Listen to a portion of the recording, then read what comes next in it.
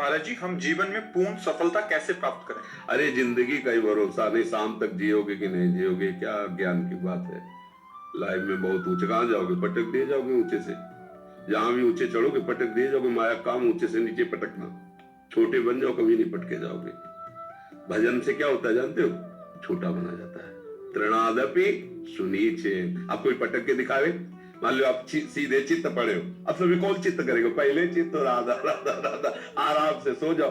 अब तो तुम्हारी इच्छा है कि हम ऊंची पर चढ़े, तो फिर बहुत अच्छी पकड़ होनी चाहिए, नहीं फिसल गए तो गिरोगे, हड्डी हड्डी टूट जाएगी। ये ऊंचाई की चाह ही मतलब उसको नष्ट कर देती है। और दैन्य होकर भगवान का भजन करते रहो, वो जहां पहुंचा देंगे वहां से गिरने का चांस नहीं होगा। समझ रहे हो? यही तो माया का खेल है। सबसे बड़ा बनना चाहता है, हर क्षेत्र में बड़ा बनना चाहता है। ये दोष भी नहीं, क्योंकि बहुत बड़े का बच्चा है ना, बड़े का भगवान का बच्चा है ना, तो भगवान सबसे बड़े है ना, वो सबसे बड़ा बनना चाहता है। पर इस मार्ग में बड़ा बना जाता है सबसे छोटे बन के। जो जितना छोटा बन गया उतने बड़ा बन गया।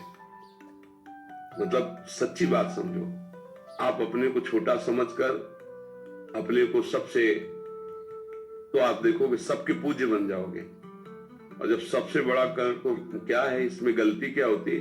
हमारा अहंकार पुष्ट होता है। वो अहंकार का काम है नाश करना, पतन करना। ये बड़ा कष्टदायक अहंकार है। तो हम लोग समझ नहीं पाते, दुश्मन को सपोर्ट करते हैं, वही हमें मार देता है। दैन्य होने से क्या है? अहंकार नष्ट होता है। और जहां अहंकार नष्ट हुआ तो भगवान की कृपा का पात्र बन गया, फिर सर्व मंगल हो जाता है। बात ऐसी है बच्चा। भगवान से ये प्रार्थना करो कि आप जैसा भी बनाओ, जो भी बनाओ, आप अपना बना लो। सबसे बड़ा पद है भगवान का दासत्व। हम किसके हैं? भगवान के हैं। तो माया किनके? भगवान के। तो जो अंग रक्षक खड़े होते हैं वो सब चेक वाले खड़े होते हैं। सरकारी तो है ना, और सरकारी बिल्ला लगा हो, वो सलूट मारेगा, चेकिंग की जरूरत नहीं है। उसके साथ जो, उसकी भी चेकिंग की जरूरत नहीं, वो एक बस इतना कहने की जरूरत, ये बात है। हाँ, पर उसका जहां जिससे मिलने जा रहा है, अंग रक्षक को पता है कि हाँ बहुत मिलता जुलता बैठता है, तब कहने मात्र से नहीं होगा। ऐसे ही जब आप भगवान से मिलते जुलते हो तो माया की चेकिंग बंद कर देगी आप। फिर आप जिनको चाहो ले जा सकते हो। संत जनों के पास जो जुड़ते हैं ना, संत जन डिब्बा है, अगर कनेक्शन हटा दो तो डिब्बा चलेगा क्या? इंजन है आचार्य भगवान। पर इंजन में इतने लोग नहीं पार होते जितने डिब्बा में पार हो जाते हैं। इंजन में 2-4 लोग बैठते होंगे और डिब्बा में सैकड़ों बैठते हैं, और पावर डिब्बा में बिल्कुल कुछ नहीं है। अगर कनेक्शन इंजन से कर तो वही खड़ा रहेगा, नहीं खड़ा रहेगा। लेकिन इंजन से ज्यादा लोगों को वो यात्रा तय कराता है डिब्बा, और डिब्बा का प्रधान कार्य क्या होता है? इंजन से कनेक्शन बनाए रखना। इंजन है भगवान और हम सब है डिब्बा, है ना। और जब उनसे कनेक्शन है तो पार हो गए।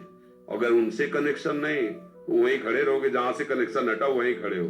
तो अब हम लोग लौकिक उन्नति की तरफ दृष्टि रखते हैं। तो लौकिक उन्नति का परिणाम अंतिम बताओ।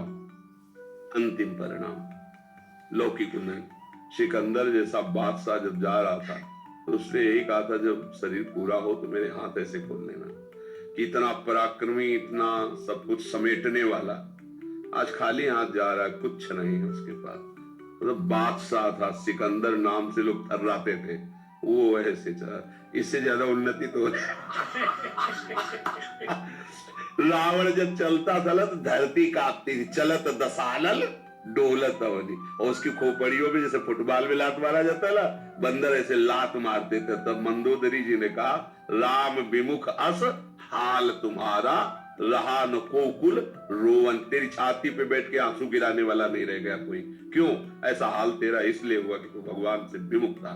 तो भगवान से विमुख होने पर तो कोई भी उन्नति, उसका परिणाम क्या है? अगर हम भगवान के हैं तो हमारी बहुत बड़ी उन्नति क्या है? ये जीवन जैसे बने वैसे कटेगा, लेकिन अंत में हम भगवान के पास जाएंगे, अपने प्रभु से मिलेंगे, हमारा जन्म मरण छूट जाएगा, सदा सदा के लिए परमानंद में। और इसी जन्म में उसका लाभ देखने को मिलता है।